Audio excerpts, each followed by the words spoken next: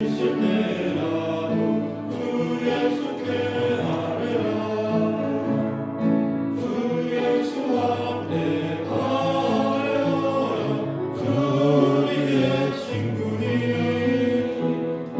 무엇이나 근심하지 말고 주 예수께 아뢰라. 눈물 나며 깊은 한숨 쉴 때 주 예수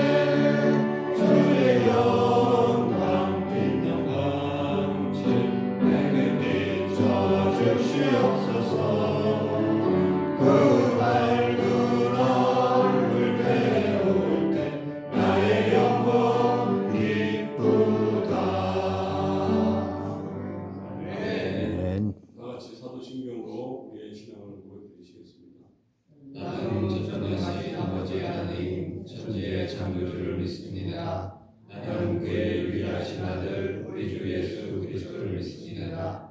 그는 성령으로 잉태되어 동일하며 마리아에게 나시고 본디오 빌라도에게 고난을 받아 십자가에 못 박혀 죽으시고 장사된 지 사흘 만에 죽은 자 가운데서 다시 살아나셨으며 하늘로 오르시어 전능하신 아버지 하나님 우편에 앉아 계시다가 거기로부터 살아있는 자와 죽은 자를 심판하러 오십니다. 나는 성령을 믿으며 거룩한 공교회와 성도의 구제와 죄를 용서받는 것과 몸의 부활과 영생을 믿습니다. 아멘. 찬송가 496장 드리시겠습니다. 496장 드시고 오양숙 집사님 드리시겠습니다.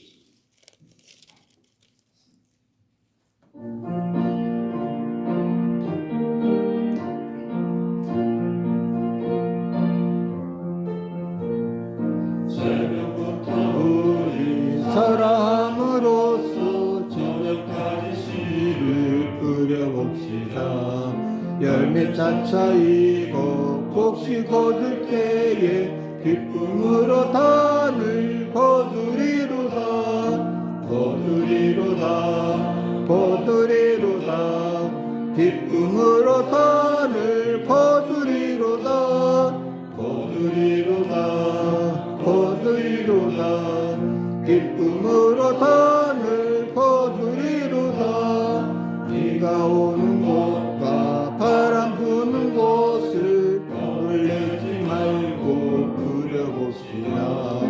이를 맞춰놓고 곡식 거둘 때에 기쁨으로 단을 거두리로다. 거두리로다. 거두리로다. 기쁨으로 단을 거두리로다. 거두리로다. 거두리로다. 기쁨으로 단을 거두리로다. 시를 뿌릴 때에 나지 아니할까 염려하며 심히 할지라도 나중 예수께서 칭찬하시리니 기쁨으로 단을 거두리로다. 거두리로다. 거두리로다. 기쁨으로 단을 거두리로다. 거두리로다. 거두리로다. 기쁨으로 단을 거두리로다. 아멘. 기도드리시겠습니다. 사랑의 주님, 오늘도 저희에게 은혜 주셔서 하루에 실시간 주님께 예배드리며 기도로 시작할 수 있게 하심을 감사드립니다. 네. 우리의 삶이 날마다 기도로 시작할 수 있는 삶이 되기를 간절히 원합니다. 사랑의 주님, 교회를 사랑하시고 주님의 뜻 가운데 인도하여 주시니 감사합니다. 네. 사랑의 주님, 예비신자를 위해서 기도드립니다. 모든 성도들이 예비신자를 마음에 품고 주님의 마음으로 그들을 섬기며 기도하고 있사오니 예비신자들을 주님께 인도하는 역사가 일어나게 하여 주시옵소서. 아멘. 무엇보다도 주님께서 가장 기뻐하시는 영혼 구원에 저희들이 쓰임받게 하여 주시옵소서. 사랑의 주님, 찬양대 헌신 예배를 위해서 기도드립니다. 모든 대원들이 주님께 온전한 예배와 주님께서 기뻐하시는 찬양을 드리게 부족함이 없게 하시며 이번 헌신 예배를 통하여 다시 한번 헌신을 다짐하는 시간이 되게 하여 주시옵소서. 사랑의 주님, 이 시간 귀한 말씀을 들을 때 말씀을 통하여 오늘 하루도 말씀을 붙잡고 승리하는 삶이 되게 하여 주시옵소서. 감사하며 예수님의 이름으로 기도드렸습니다. 아멘. 아멘. 감사합니다. 이번 주 오늘 우리 특송 남성교회 오여전도회 하도록 하겠습니다.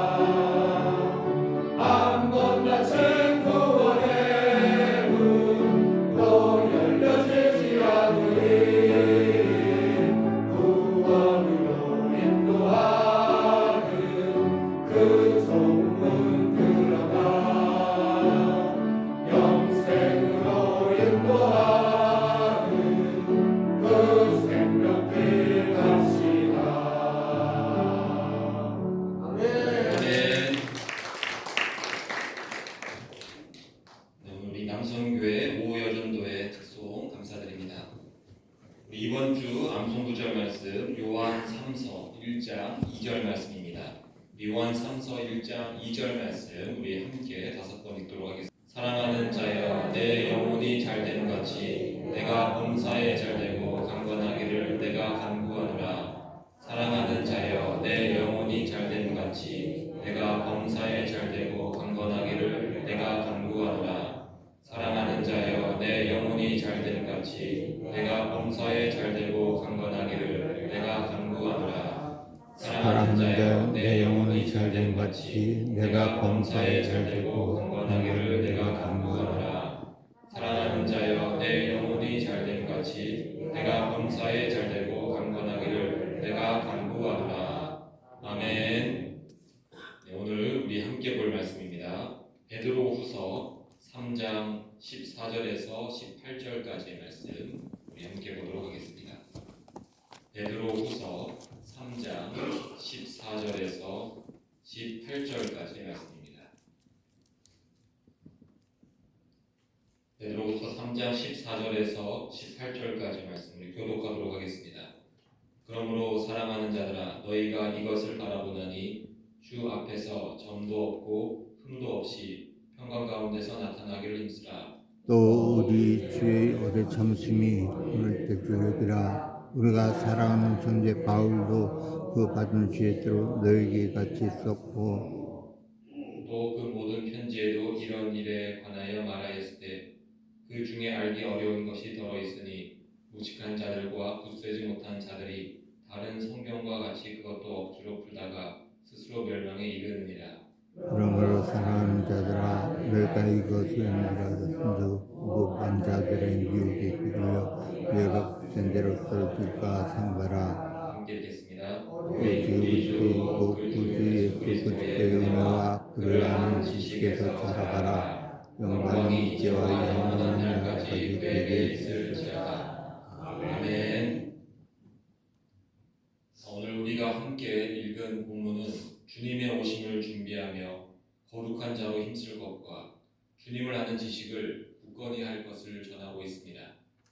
먼저 우리는 주님 앞에 서게 될 때에 점도 없고 흠도 없는 자가 되기 위해서 힘써야 합니다.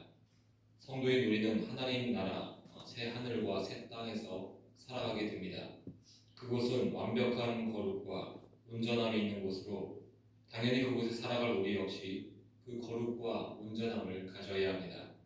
천국은 완벽한데 우리가 불완전해서 천국을 훼손시키고 망가뜨리게 된다면 그곳은 천국이 아니게 될 것입니다. 우리는 완벽했던 곳이었지만 사람의 죄로 인해서 훼손되고 망가졌던 그 장소를 알고 있습니다. 에덴 동산이 바로 그러했습니다. 그곳은 하나님께서 6일에 걸쳐서 창조하셨고 모든 것을 완벽하게 지으셨습니다. 그러나 사람이 죄를 지음으로 에덴 동산의 모든 질서가 무너졌고 인간은 그곳에서 쫓겨나 저주를 받게 되었습니다. 천국도 마찬가지입니다. 그곳에서 인간이 또 죄를 짓고 실수를 하면 천국이란 곳은 더 이상 천국이라고 말할 수가 없을 것입니다. 에덴 동산의 비극이 반복되어 일어난다면 안 되는 것입니다.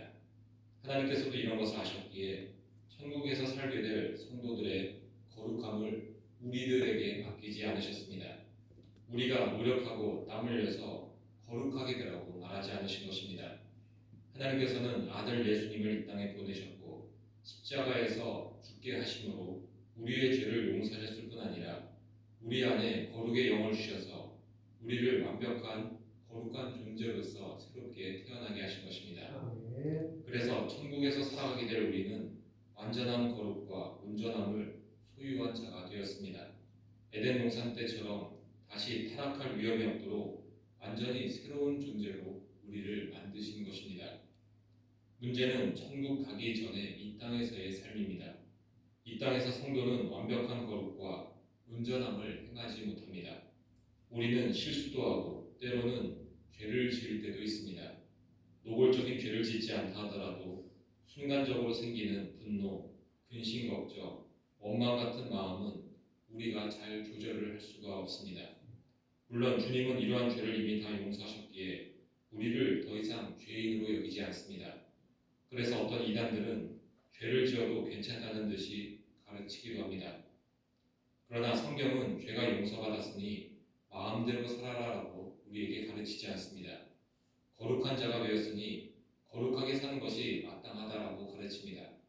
그 거룩을 위해서 신약의 많은 부분이 성도들을 권면하였고 거룩한 행실에 대한 가르침을 줍니다. 성령의 은사를 통해 거룩을 추구하고 성령 충만함을 강조하고 참고 인내하는 성도의 노력 역시 중요시 여깁니다. 우리는 거룩한 하나님 나라의 백성답게 거룩을 추구해야 하는데 14절의 말씀처럼 점도 없고 흠도 없는 완벽한 거룩이 우리의 목표가 되어야 합니다. 왜냐하면 우리 존재 자체가 완벽한 거룩을 가진 존재로 되었기 때문입니다. 예수님은 점도 없고 흠도 없는 거룩을 가진 분이고 그 분의 영이 성령님이 우리 안에 있습니다. 우리가 예수님 안에 온전히 거하면 우리 역시 주님처럼 그 온전한 거룩의 삶을 살아갈 수 있는 것입니다. 주님 안에 온전하게 거한다는 것이 무엇일까요? 말씀과 기도의 삶을 말합니다. 하나님의 말씀을 읽고 묵상하고 그대로 실행하는 것입니다. 인간의 힘과 능력으로는 힘들기 때문에 기도하며 성령의 도우심을 구하는 것입니다. 이렇게 말씀과 기도의 삶이 거룩의 가장 기초가 되고 가장 중요한 요소가 됩니다. 그리고 오랜 참음이 우리에게 필요합니다. 참는다는 것은 힘이 듭니다. 노력이 필요합니다. 우리가 거룩의 삶을 살고자 한다면 단지 말씀을 읽고 기도해서 다 끝나는 것이 아닙니다. 실제로 거룩의 삶을 우리가 살아가야 합니다. 거룩은 우리의 육신의 정욕과는 반대가 됩니다. 육신의 즐거움, 쾌락, 편안함과 싸워야 합니다. 참는 노력이 필요한 것입니다. 그래서 성도는 말씀과 기도와 오래 참음을 통해서 거룩의 삶을 추구해야 하고 예수님 역시 오래 참음을 통해 십자가 구원을 이루셨습니다. 주님의 오심을 기다리는 성도는 이렇게 거룩의 삶을 살기 위한 노력을 해야 합니다. 두 번째로 주님의 오심을 기다리는 자는 주님을 깊이 아는 지식이 필요합니다. 신앙의 여정은 긴 마라톤과 같습니다. 마라톤을 완주하기 위해서는 당장 내 눈앞에 보이는 땅만을 보고서 가서는 안 됩니다. 최종 목적지가 있기 때문에 그것을 바라볼 수 있어야 하고 장애물들도 파악하며 주변을 둘러보며 가야 할 것입니다. 그래야 빠르고 안전하게 목적지에 도달할 수 있습니다. 이러한 자세가 하나님을 아는 지식을 굳건히 하는 신앙의 자세라고 말할 수 있습니다. 주님을 아는 지식이 넓어지고 풍성해질 때 우리는 사탄의 공격, 장애물, 인생의 고달픔 등을 극복하며 목적지인 천국까지 안전하게 갈 수 있습니다. 반면에 하나님을 아는 지식, 성령 지식을 소홀히 여기는 모습도 있습니다.